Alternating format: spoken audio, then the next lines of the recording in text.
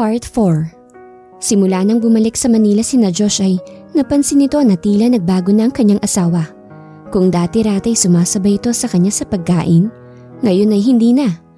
Oo nga't inaasikaso pa rin siya ni Annie, pero hindi na kagaya ng dati. Ngayon ay tila naglagay na ito ng pader na humaharang sa pagitan nilang dalawa. Wala nang dating Annie na mahilig makipagkulitan sa kanya. At lagi rin niyang napapansin na palagi na itong umaalis ng bahay, kagaya ngayon. Manang, hindi ba sinabi sa'yo ni Annie kung saan siya pupunta? Gabi na pero wala pa rin siya. Kanina pa niya tinatawagan ng kanyang asawa pero cannot be reached ito. Sir, hindi po siya nagpaalam. Simula nang bumalik kayo galing probinsya ay parang bigla nilang nagbago si ma'am. Hindi na siya nakikipagkwentuhan sa amin at lagi rin siyang parang galit. Sir, may nangyari po ba sa probinsya kaya bigla nilang nagbago si ma'am? Bigla siyang napaisip sa tanong na yon ng kanyang mayordoma. Kakausapin ko na lang po mamaya kapag dumating. Sige na po, magpahinga na kayo. 8:00 na ng gabi. Ako na ang maghihintay sa kanya. Sige po sir, magandang gabi po.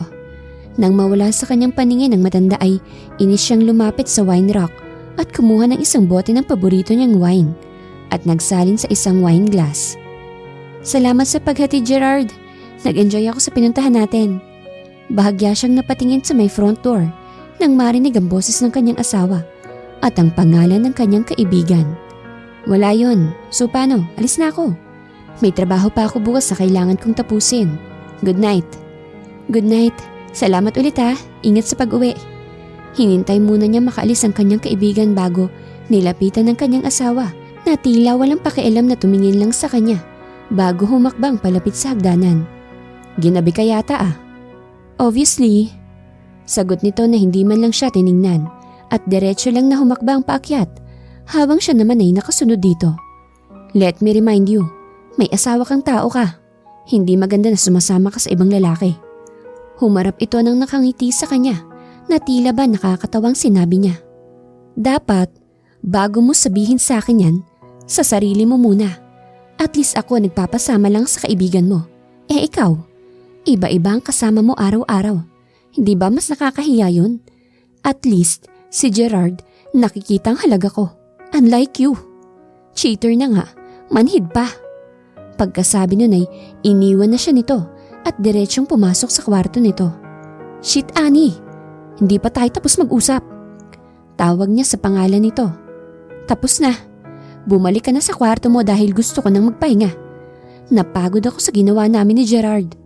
Bumigay ka na sa kanya? Ganun ba? Isinuko mo na sa kanyang katawan mo? Ano bang sinasabi mo? Hoy Josh, matino akong babae. Hindi ako kagaya ng iniisip mo. Really? Then prove it to me. Patunayan mong hindi ka kagaya ng mga babaeng nakilala ko. Isang sampal ang dumapo sa kanyang pisngi na halos ikabaling niya. Puno ng galit ang mga matang tumitig ito nang diretso sa kanya. Ikakasaya mo ba kapag napatunayan ko sa'yo na hindi ako kagaya ng iniisip mo? Puno ng galit na tanong nito sa kanya. Sige, papatunayan ko sa'yo. Mabilis siyang hinila nito papasok sa kwarto nito at pabagsak na isinarang pinto bago siya nito hinarap. Walang sabi-sabing naghubad ito sa harapan niya. A man's desire. Iyon ang masasabi niya habang pinagmamasdan ng kabuuan ng kanyang asawa. Oh, ano pang hinihintay mo? Di ba ito naman ang gusto mo? Bakit Josh? Pangit ba? Walang-wala ba sa katawan ng mga babaeng na ikama mo na? Umiiling siyang lumapit dito at pinunasan ng magkabilang pisngi nito na puno ng luha. I'm sorry, hindi ko sinasadya ang mga sinabi ko. Magpahinga ka na. Aalis na sana siya nang mariin siya nitong hinalikan sa labi. Kung lalabas ka sa kwartong to nang walang namamagitan sa ating dalawa, para mo na rin akong ininsulto, pati na ang pagkababae ko. Sambit nito nang maghiwalay ang mga labi nila. Ani. Halos pabulong niyang sambit sa pangalan nito.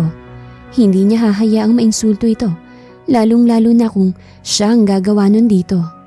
Hindi na siya nagpatumpik-tumpik pa. Kinabing niya ito palapit sa kanya at hinalikan sa labi, pababa sa lieg. Hindi naman ito tumutol sa ginawa niya dito. Kinabukasan ay nagising siyang wala na si Annie sa tabi niya. Bahagya siyang napatingin sa pulang mansya na nasa bedsheets. Katunayan na malinis ang kanyang asawa Nang may nangyari sa kanila nang nagdaang gabi, siya ang kauna-unahang lalaki sa buhay nito at sisiguraduhin niyang siya rin ang magiging huli sa buhay nito. Mabilis siyang bumangon at bumaba sa kama bago nagbihis at lumabas ng kwarto nito. Nakasalubong pa niya ang isang maid sa may hagdanan na nagtataka siguro dahil nginitian niya ito. Bagay na hindi niya ginagawa sa mga ito dati-rati. Lalagpasan na sana niya ito nang maalala niyang itanong dito ang kanyang asawa. Tina, nakita mo ba ang Ma'am Annie mo? Nasa kitchen po siya, sir. Nagluluto ng breakfast niyo. Sagot nito kaya mabilis siyang bumaba sa hagdanan at dumiretsyong nagtungo sa kusina. Inabutan niyang tila nahihirapang kumilos si Annie. Kaya nilapitan niya ito at tinulungan na medyo ikinagulat pa nito nang makita siya. Tutulungan na kita. Mukhang masakit pa rin ang katawan mo dahil huwag kang maingay dyan. May makarinig sa'yo. Napapangiti siyang tumingin sa paligid bago ito muling hinarap. Wala naman si Namanang dito kaya walang makakarinig. So sakit pa ba? Kaya mo pa ba mamaya? Aray! Joke lang kasi. Napapangiti siyang lumapit sa likuran nito at niyakap ito na bahagyang napahinto dito sa ginagawa nito. Salamat sa magandang regalo. And sorry kung pinag-isipan kita ng mali. Kung papayag ka, pwede bang magsimula tayong muli? As husband and wife, hayaan mo akong maging mabuting asawa sa iyo at punan ng mga responsibilidad ko. Paano mo gagawin yun kung may iba pang babae sa buhay mo bukod sa akin? Bahagya niya itong iniharap sa kanya at diretsyong tinitigan sa mga mukha. Wala na kami ni Ira. Iniwan ko na siya. I realize na bakit pa ba ako maghahanap ng iba kung nasa harapan ko ng babaeng matagal ko nang hinahanap. Nasasabi mo lang yan dahil may nangyari na sa ating dalawa.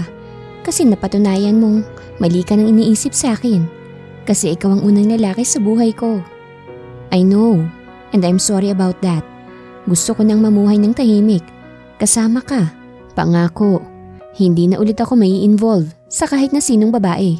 Kung gusto mo magpapreskon pa ako para ipaalam sa buong mundo na ikaw lang nag-iisang babae na gusto kong makasama habang buhay at wala nang iba pa. Gagawin mo talaga yan? Naninigurong tanong nito sa kanya na mabilis niya namang tinanguan. Huwag ka ng maraming tanong, iisa lang ang dahilan. Kunot ang noong kinurot siya nito sa pisngi at muling hinarap ang niluluto nito. Annie, Baling nito sa kanya. I think I already love you. What I mean to say is, I love you. Tila hindi makapaniwalang tumingin ito sa kanya. Kailan pa?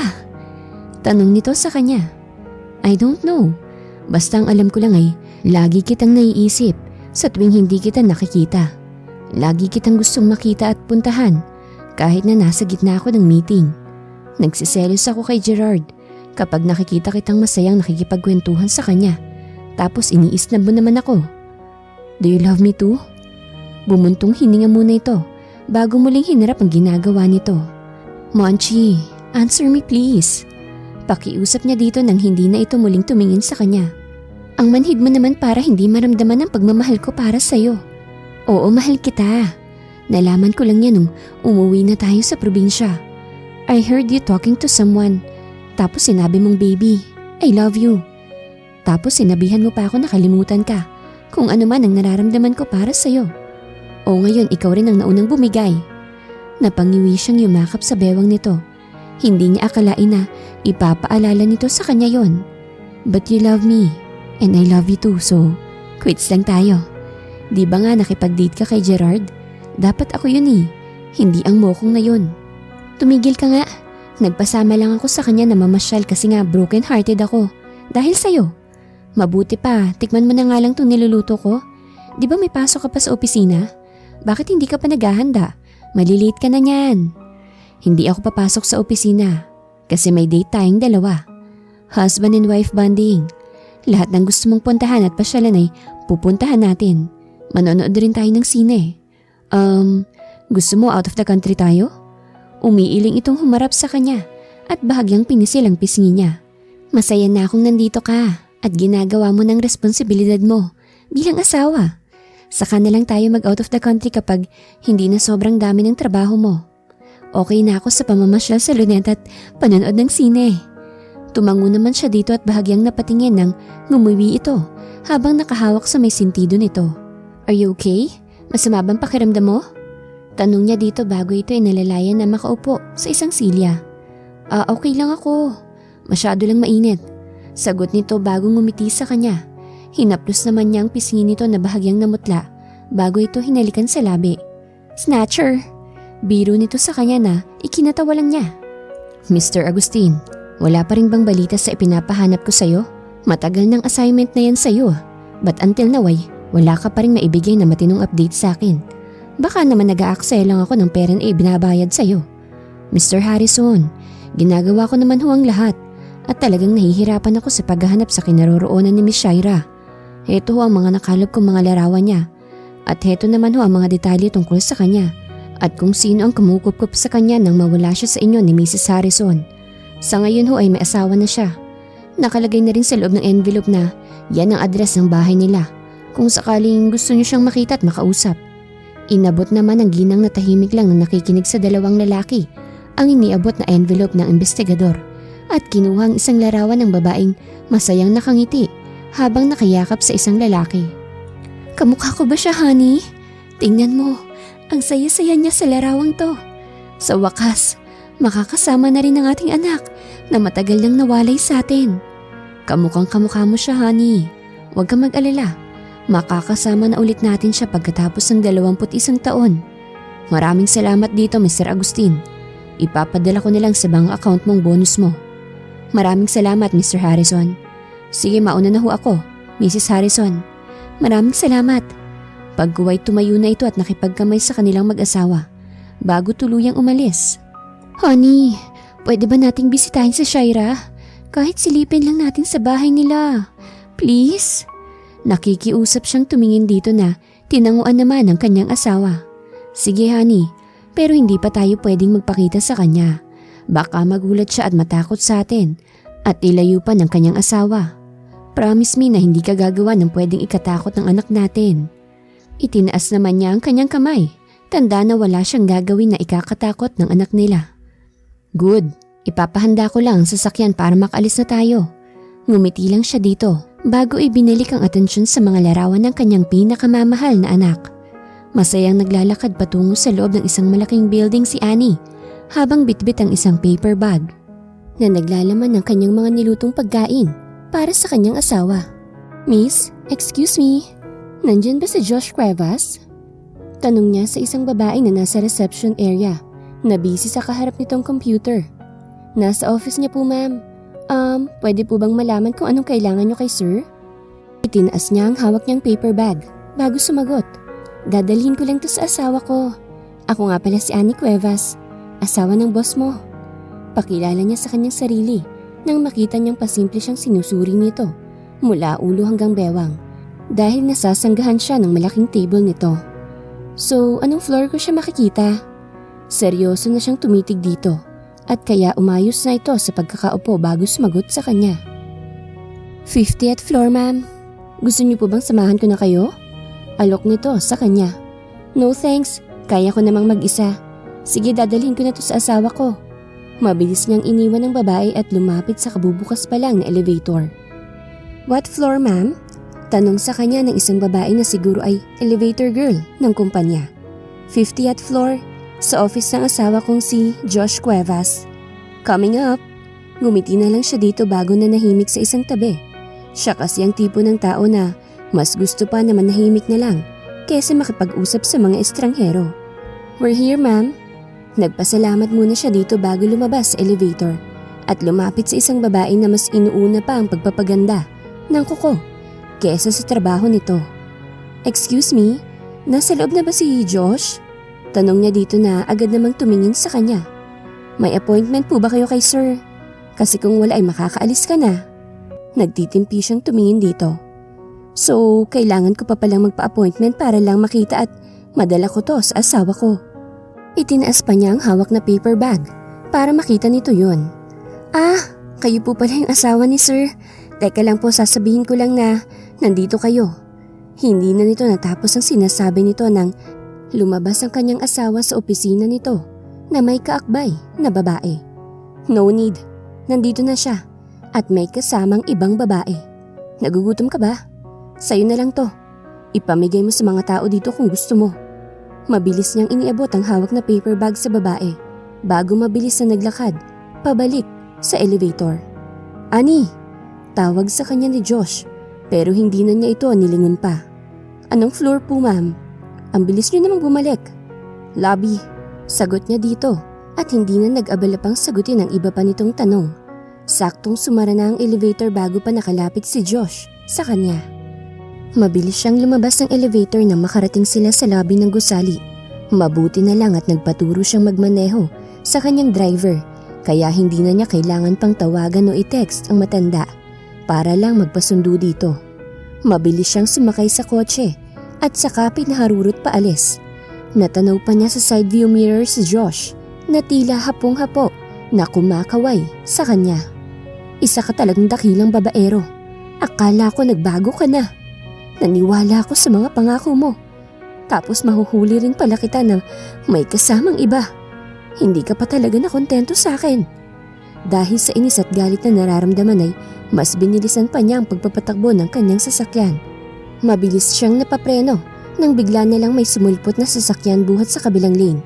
Kaya napasubsob siya sa manibela dahil sa lakas ng impact. Nahihilo siyang napasapo sa kanyang ulo nang kumirito yon. Alam niyang may sugat siya dahil sa dugong nasa kamay niya. Mabilis naman siyang tinulungan ng mga taong nakakita sa aksidente at agad na dinala ng ambulansya na mabilis rumisponde sa isang maliit na ospital. Pagdating sa ospital ay agad siyang inasikaso ng doktor at mga nurses at tinurukan ng kung ano bago ipasok sa isang silid na hindi niya nabasa dahil sa panlalabo ng paningin. Nang magising siya ay tanging nurse ang nagbabantay sa kanya. Walang Josh o kahit na ang nanay o tatay niya. Nag-abalang dumalaw sa kanya na ikinasama naman ang kanyang loob. Miss, may nagpunta na ba rito? Tanong niya dito. Pero malungkot na umiling ito sa kanya habang sinicheck siya. Kinalimutan na nila ako. Ilang oras na ba akong nakatulog? Kailangan ko na kasing umuwi. Baka nag-aalala na sila sa akin. Aktong babangon na siya nang mabilis siya nitong pigilan. Ma'am, 1 linggo na kayo rito. Pero wala naman akong nakitang dumalaw sa inyo. Tinatawagan namin ang asawa niyo pero hindi namin siya makontak. Heto nga dami kong kadadaya sa numero na nakuha ko sa cellphone niyo. Pero laging busy ang linya. O di kaya naman ay pinapatayan ako ng cellphone. Masama ang loob na bumangon siya at mabilis na lumabas ng kwarto kung saan siya nakakonfine. Ma'am, saan kayo pupunta? Bawal pa kayong kumilos. Dire-diretsyong lumabas ng silid si Ann. At ang tanging nasa isip niya ay kumprontahin ang asawa. Sa pagmamadali niya ay hindi niya sinasadyang mabunggo ang isang babae na napaupo sa malamig na tiles. I'm sorry ma'am, okay lang po ba kayo? Nasaktan po ba kayo? Sunod-sunod niyang tanong dito pero nakatingin lang ito sa kanya habang inaalalayan niya itong tumayo.